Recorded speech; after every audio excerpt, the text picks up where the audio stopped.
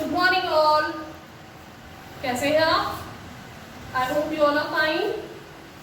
Today's thought is thinking well is wise, planning well is wiser, but doing well is wisest of all. इसी thought के साथ में हम शुरू करते हैं आज का हमारा topic, that is structure of human heart.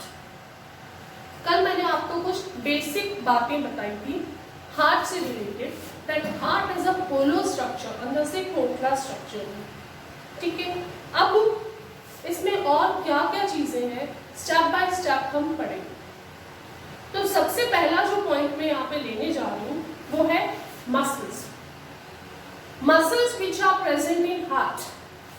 Heart में जो मसल्स प्रेजेंट होती हैं they are called cardiac muscles. इनको हम कार्डियक मसल्स कहते हैं। Cardiac muscles these are involuntary. Involuntary का मतलब इन मसल्स के ऊपर हमारा कंट्रोल।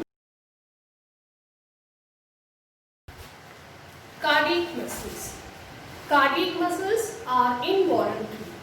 इनवॉल्यूंटरी मतलब कि इन मसल्स के ऊपर हमारा कंट्रोल नहीं है। हम जब चाहें, ऐसा नहीं होगा कि हम जब चाहें तब हमारा हार्ट कॉन्ट्रैक्ट हो, रिलैक्स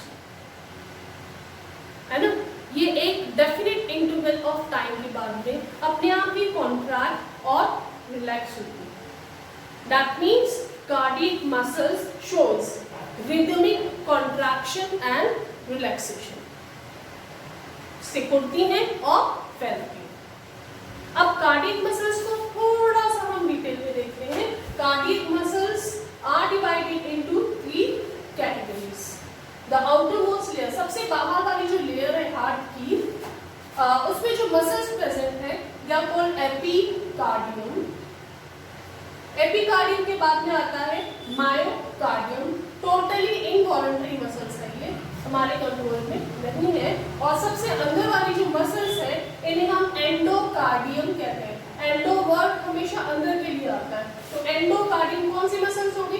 तो हार्ट की सबसे अंदर वाली लेयर बना रही है। और हार्ट के आगे हम जो चैम्बर्स पढ़ेंगे, इसमें जो चैम्बर्स हैं या वॉल्स हैं, तो they are surrounded with which muscles? This endocardium. ठीक है, तो मसल्स हो गई हमारी एपिकार्डियम, मायोकार्डियम और एंडोकार्डियम। ये तीनों नाम आपको याद रखना। ठीक है, इसी तरह से अगर हम मसल्स का आउटर कवर देखें, दैट मीन्स हार्ट का सबसे outer most cover, that is called pericardium. ये आउटर मोस्ट कवर है, आउटर मोस्ट लेयर है पेरिकार्डियम, जो हार्ट को प्रोटेक्शन प्रोवाइड कर रही है। अब between this pericardium and the muscles, जो पेरिकार्डियम है आउटर मोस्ट लेयर, और मसल्स में सबसे बाहर वाली लेयर है एपिकार्डियम, इन दोनों के बीच की जो स्पेस है, खाली स्पेस, मसल्स होगी और मसल्स के बाद में होगी पेरिकार्डियम लेयर, बिल्कुल एकदम अटैच नहीं होगी, बीच में खाली स्पेस है, and that space is called pericardial cavity. क्या कहते हैं स्पेस को? Pericardial cavity.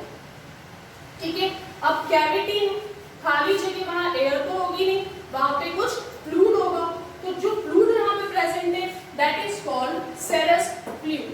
ये नाम याद रखना आपको, serous fluid. Now what is this function? What is the function of this serous fluid? इस सेरस फ्लूइड का फंक्शन क्या? अब हार्ट कंटिन्यूअसली कॉन्ट्रैक्ट हो रहा है, रिलैक्स हो रहा है, कॉन्ट्रैक्ट हो रहा है, रिलैक्स हो रहा है, तो इसके सरफेस पे फ्रिक्शन जनरेट होगा, रगड़ेगा, है ना। तो रगड़ने से हमारा हार्ट डैमेज हो सकता है, तो उस फ्रिक्शन से प्रोटेक्शन कौन प्रोवाइड कर रहा है? सेरस फ्लूइड। एक बार वापस रिवाइज करूंगी। मसल्स जो हार्ट में प्रेजेंट है they are called cardiac muscles. Cardiac muscles are categorized into 3 categories.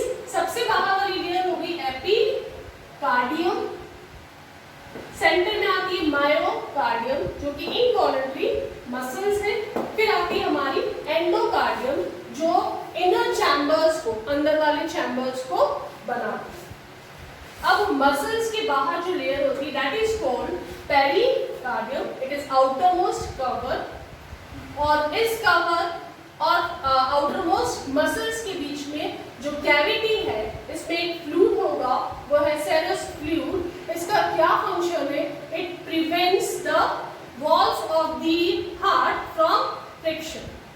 Continuously contraction relaxation से जो फ्रिक्शन जनरेट हो रहा है, उससे जो डैमेज होता है उसको रोकता है। कौन? सेरस फ्लूइड।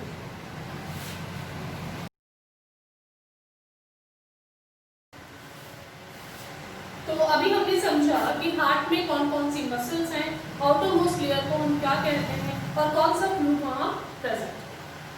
अब थोड़ा हार्ट के इंटरनल स्ट्रक्चर पे हम आ जाते हैं। Internal structure of human heart consist of 4 chambers. उसमें होते हैं हमारे 4 चैम्बर्स। थोड़ा ध्यान से डायग्राम की तरफ देखेंगे। डायग्राम को राइट और लेफ्ट हाफ में डिवाइड किया। अब आप इसे ध्यान से देखेंगे कि राइट हाफ में आपको ऊपर की तरफ एक चैम्बर दिख रहा है।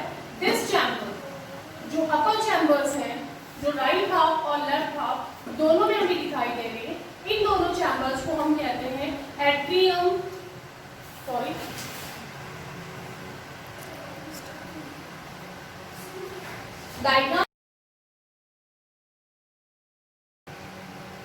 डायग्राम को हमने राइट और लेफ्ट हाफ में डिवाइड किया है। अब आप ऊपर की तरफ चैम्बर्स देख रहे हैं, दिस अपर चैम्बर। ये जो अपर चैम्बर्स हैं इनको हम कहते हैं ऑरिकल्स, ऑरिकल या एट्रियम। एंड जो एट्रियम राइट साइड में है that is called right atrium या राइट ऑरिकल, और जो लेफ्ट साइड में है that is called left auricle और लेफ्ट एट्रियम। अब लोअर चैम्बर्स, नीचे वाले जो चैम्बर्स हैं इनको हम कहेंगे वेंट्रिकल्स। दैट मीन्स ओवरऑल अगर कहा जाए तो human heart has 4 chambers, 2 auricles and 2 ventricles. अब बात आती है क्या इन ऑरिकल्स और वेंट्रिकल्स के बीच में क्या कोई कनेक्शन है, आपस में ये इंटरनली जुड़े हुए हैं?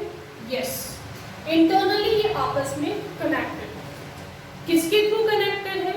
There are some valves like structure, दरवाजे जैसी स्ट्रक्चर है, वॉल्स लाइक स्ट्रक्चर है, दरवाजे जैसे स्ट्रक्चर जिन्हें हम वॉल्व्स कहते हैं। These walls are present between auricles and ventricles.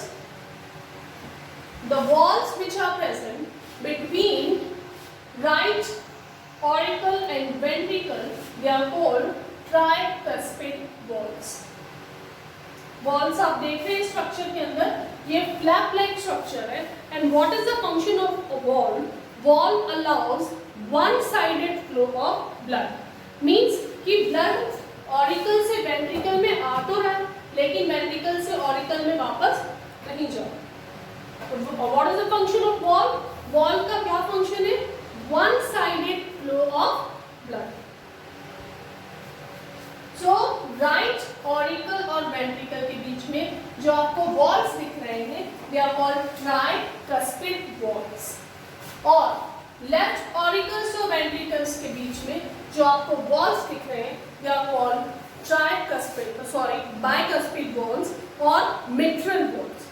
बहुत ही इंपॉर्टेंट है, क्वेश्चन अक्सर पूछा जाता है mitral valves are present between, so where they are located?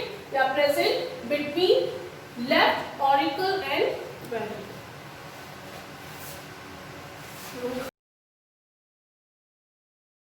Internal structure which consists of 4 chambers समझ आया होगा। And what is the role of valve? ये भी आपको समझ आया होगा। Now before I start with the circulation of blood in human beings, मैं आपको कुछ टर्मिनोलॉजी, कुछ टर्म्स ऐसे बता रहा हूँ जो आपको याद रखनी है। सबसे पहले the word pulmonary. This word pulmonary word को हम यूज करते हैं लंग्स पे, ठीक है। इसी तरह से word renal, RENAL, renal, renal word is use for kidney. ये 2 वर्ड्स आप याद रखेंगे, हम इसकी हेल्प से ब्लड सर्कुलेशन को समझेंगे। One more thing which you have to keep in mind is, एक और बहुत ही इंपॉर्टेंट चीज कि हमारा ब्लड सबसे पहले तो आएगा oxygenated blood from lungs to oxygenated blood, और जब वापस हार्ट से वापस लंग्स में जा रहा है वो होगा deoxygenated blood with carbon dioxide, है ना।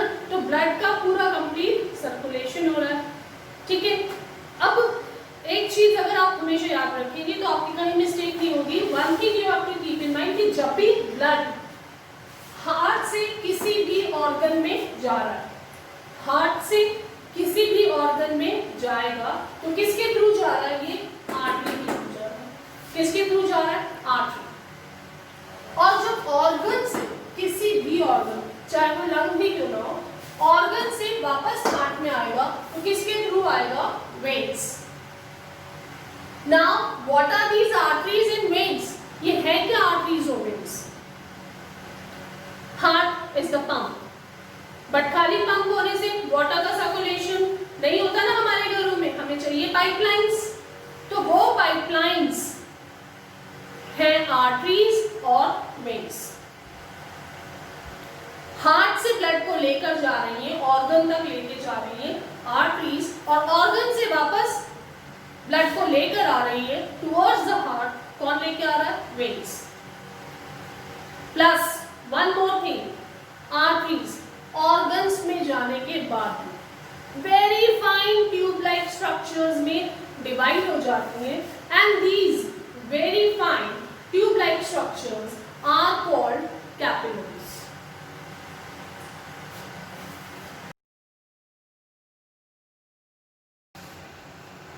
हेलो फ्रेंड्स, आई होप आपको हमारा वीडियो अच्छा लगा होगा।